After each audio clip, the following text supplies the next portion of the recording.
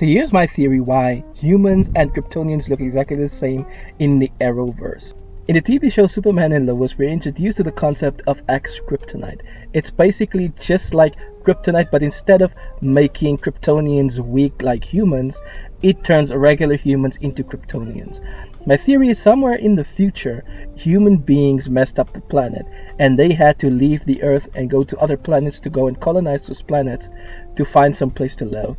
And then some of the humans found a portal or a wormhole to travel through, and that portal or wormhole took them thousands of years into the past, and there they discovered the planet Krypton, and they started living on that planet.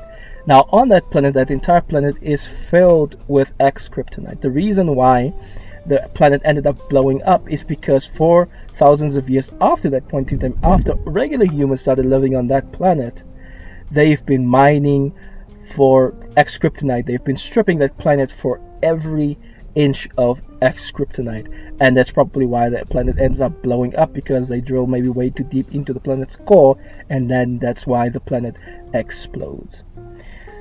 A side effect of them using X-Kryptonite, either through breathing it or inhaling it or injecting it somehow, giving them the same powers that Superman has, the possible side effect could be that it makes the human race sterile, and by some miracle, so to speak, Clark Kent's parents end up not so affected like everybody else, and that's why they are able to have kids, and that's why Clark Kent happens to be the first natural birth in the entire planet's history for a few thousand years.